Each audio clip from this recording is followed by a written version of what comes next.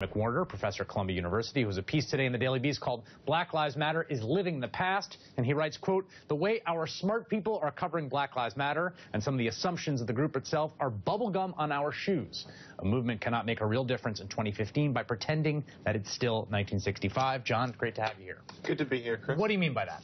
What I mean and I'm not one of those smart people, obviously, that you're calling out. Of course not. I think Black Lives Matter is great. I have cheer-led for them in some of my pieces. I think this is a really historic time.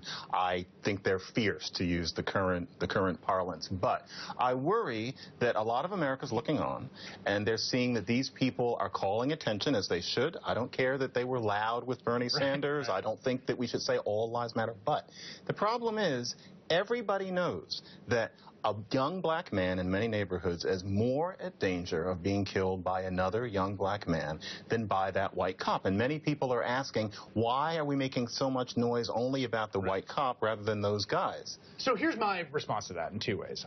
One is that I do think, there is such tremendous grassroots work being done in local communities around precisely that issue that has been going on for years. And, there's the interrupters in Chicago. There are the 300-men march that happened in Baltimore, on the west side of Baltimore. And those tend to be not particularly covered by the national press. And it also just strikes me that it's a little bit of a straw man to say that that's not something that people are talking about, fighting with, organizing around in the black community. No, it's not.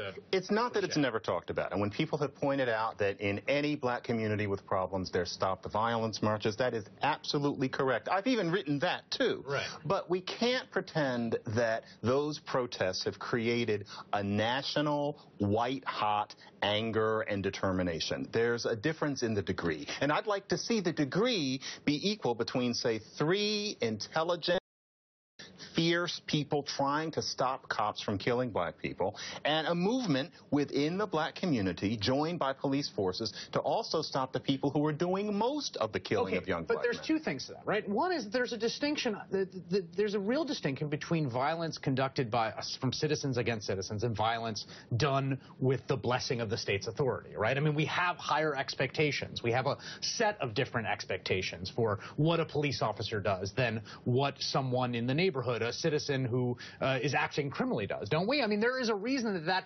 speaks to some core sense of injustice. Chris, with all due respect, and you know that I have it, I disagree with that. This idea that we say that the state has a special responsibility, here's where maybe my linguistics bleeds into my whatever politics you might call them. We say state, and that's high language, and it sounds like political science, and so we think of it as a smackdown to talking about black on black violence. But really, no, I don't see the difference. I understand that we have higher expectations, but not to the point that I would see, say, a mother in Philadelphia who's lost 2 kids and say, well, because the guy 3 blocks down did it and it wasn't the state, I think that what happened to you is less important, and we're going to protest what goes on with the state. No, but there's something applicable about how we think about it from a policy perspective and a political perspective, right? I mean, a crime that no one...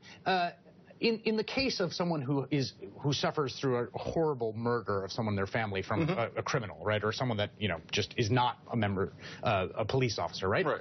I mean, there's no one going around saying, well, that's just how it goes, or that's okay. I mean, everyone understands, right, that something awful has happened, and that's not the case in some of the sort of encounters with police violence, which is part of, I think, this sort of sense of injustice, right? I understand that, but still we have to think we can fight what's going on with the state, but then if we're people standing outside of it, we also should what's going on so then within what the does that mean, right? Where does that cash out? I mean, that to me is the question, because we have in some ways, we've seen a long-term decline in violent crime, right?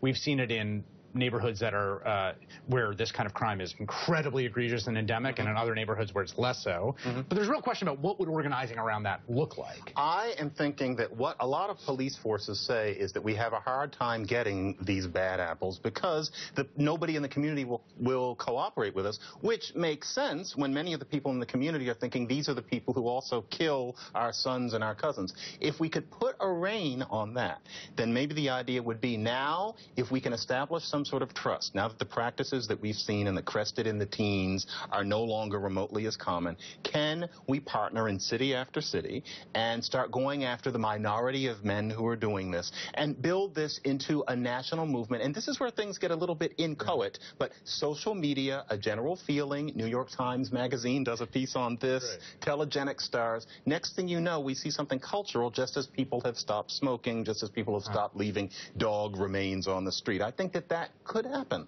All right, John McWhorter.